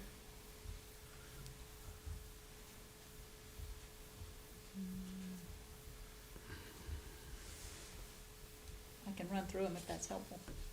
Yeah, that would be helpful. Yes, please do. All right, the next one up is Planning Commission, and they have two for consideration. The first one is Scott Gaither, who has resigned and asked not to be reappointed, and Glenda Brown, whose appointment is up. So technically, you have one vacancy and one opportunity to reappoint. And who do we have as candidates for that? We've received applications from Erica Steely, Michael Davis, John Miller, Kevin O'Brien, Andy Rape, Bobby Futrell, and Seneca Ellison. I was looking at the boards and the representation on them, and there's no representation in District 3 on Planning Commission. We have one application from District 3, that's Erica Steely, who lives at 133 Corby Lane. I spoke with a couple of people in District 3 that might possibly be interested, given different considerations. Given this has been tabled, can we table this particular appointment to Well, you gotta- allow for further exploration in District 3? Well, we don't have a chairman of the planning commission now, So you have an active, but they appoint their own chairman unless we unless you do it. do it tonight. But that's appointing the chair. I guess my question on planning commission, if you don't appoint that tonight, given the attendance, will we have enough for a quorum to have meetings? Can we take somebody that's already on there and appoint them to chairman tonight? On the existing list? Or has it gotta be a new appointment to be the chairman? So we had this conversation with Nathan at the last meeting.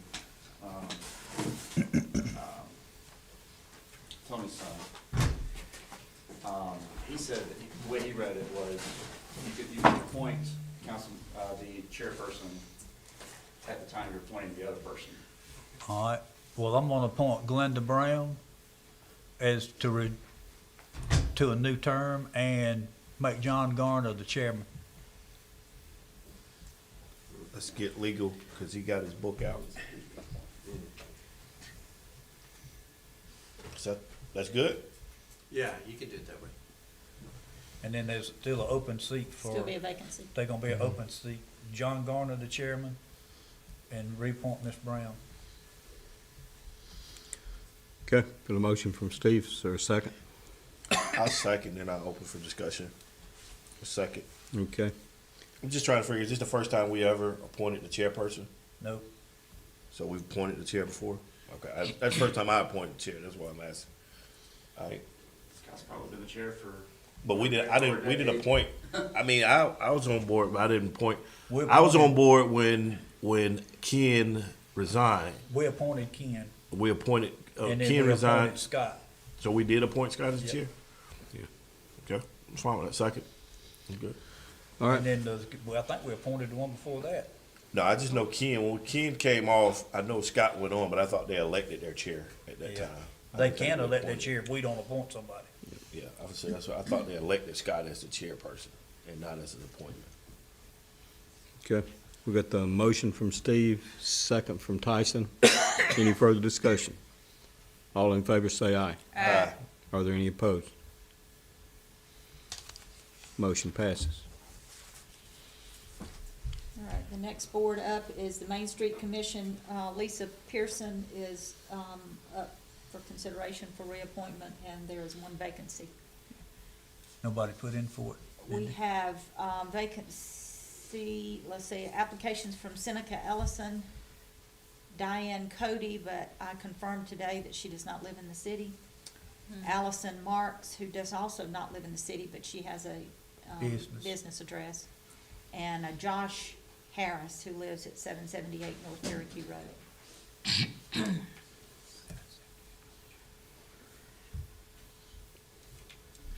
The director told me this afternoon that Mr. Harris has been pretty active, helping out with events. Since he lives in the city, I'll appoint Josh Harrison and Lisa Pearson. She's a representative for the bank. Make that motion. Second. And these are not by districts? Huh? No, I don't see any districts. No. Most of them. Josh Harris is in District 1, and Lisa Pearson is, She's not in district, she's out of She's out, state. yeah. Yeah, she's she from the lives out bank. on Knox Chapel Road, dead. I just All right. know the young man Seneca is reaching out and really wants to do something in the community to be active. To be a part of the community and do stuff as well. Okay, so we have a motion from Steve, is that correct? And a second from Tyson. Tracy. No, I didn't second. Tracy. Tessa. Okay. Any further discussion? All in favor say aye. Aye. Are there any opposed? I'll say nay. Okay. Motion passes 3-1. All right, the next one up is the Social Circle Development Authority, and consideration for reappointment would be Mamie Phillips, Betty Ray, Tamika Nash, and Cody Morris. And I got a question with this board. So planning and zoning, we term them out as term limits. They're gonna have so many terms, correct? And that's how we did that? They can only serve That's in so the many. UDC, That's that's in the part of the UDC. new UDC thing. So why are we not doing such things like that when we come to the development authority? Just, Because we don't, I mean, unless they do something wrong, supposedly, we can't. You don't have to reappoint them, I mean, if it's not locked in, but you don't have term limits because it's statutory state law. okay, I'm just asking, cause we're tending to start appointing people to the boards and they'll be on the boards forever. And then just other people don't get an opportunity. The rules of how the DDA and the Development Authority work are set by state code, so those are both regulated. I know we can't pull them off for no reason or nothing like that. It has Yeah, to be. there's a restriction in Yeah. court case. So once we appoint them, they're appointed for their terms. And we may have to go back and look at that. We got more people wanting to be on planning and zoning now than we ever had. But the problem with it is that if you look at it, they're all in two districts. And that's in Trace's district, my district. And it needs to look like the city. needs to have representation from all districts, and right now, if we appointed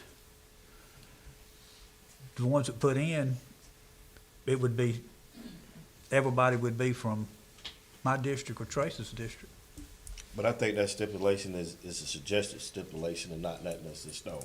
So if we're gonna make it in stone, then we need to make it in stone, because I tried to, I think before with the Development Authority, when I didn't have any representation on my district, we still appointed somebody out of your district into it. But we couldn't get nobody to put in for it. No, Well, we I did thought have planning somebody and zoning appointed. had We two had, more we had openings somebody at opening that next time year. that appointed, that had put in for it, but we still was somebody out your district, which I'm fine with the district. If we're gonna do this, we just need to make it in stone. This is how we're doing it, and not picking and choosing what board is gonna have representation for the whole city and what board is not. Next year, you got that one, and then another one. So I guess we have to figure out a way we're gonna put that in stone, that's how we wanna do it.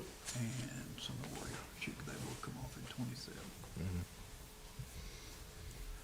So you got two coming that, so you don't lose them all, they staggered, so that they come off at a time. Yeah, and that's all I'm saying, because like the Housing Authority Board, I have no representation on the Housing Authority Board. And at the time, I had 2 housing authorities in my district with no representation towards the board. Now I only have 1 with no representation, which is fine. But at the time, I had 2 housing authority in my district with no representation. So I guess that's something else we can look at if we want to, if that's how we want to do it, if we want to structure our board to look like the districts, then that's something we need to put in stone, and then that's something to start working to get accomplished. I think with planning and zoning is more specific because it's such a large board. Yeah, the Development Authority is large, and the Housing Authority is just as large. The Housing Authority is only 5 members, isn't it? Well, the housing authority has, we only, 5, we don't but have. we only appoint We only appoint 2. one. We don't appoint 2 or something like that. Yeah, that's what I make an mayor appointment appoints. for, yeah. I'm just saying, if we want to do it by districts and get equal representation, then I think all boards should be allowed to get equal representation. Now back to where we was at, I'm sorry. All right, tonight, do we have a motion for the Social Circle Development Authority? Yeah, I'll make a motion to appoint Mamie Phillips, Betty Ray, Tamika Nash, and Cody Morris. That's it. To the Social Circle Development Authority. We appoint them. Second. Okay, we have a motion from Teresa and a second from Adam. Any further discussion? All in favor, say aye. Aye. Any opposed? Motion passes. All right, and then the last one with, Tree appointments coming board. up, or the tree board.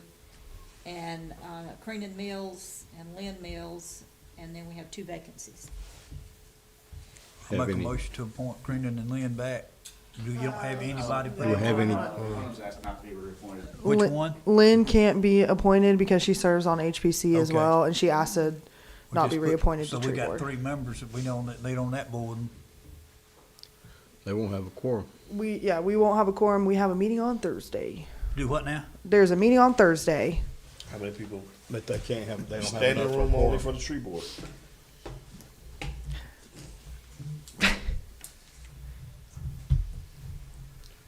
Are there other applicants for the tree board? The only applicant I got for the tree board was, Seneca Ellison at 505 Pine Circle. What do you think, Tyson? Hey, let's try it. Put him on Let's there. put them on there. I make a motion to appoint Senator Ellis to the tree board. Second. All right, we have a motion from Tyson and a second from Adam. Any further discussion? All in favor, say aye. Aye. Any opposed? Motion passes. Okay, now that takes care of one of the vacancies. What about, reappointing Creenan Mills? Oh, sorry. I Well, make a motion to appoint Yeah, Creedon Mills. second.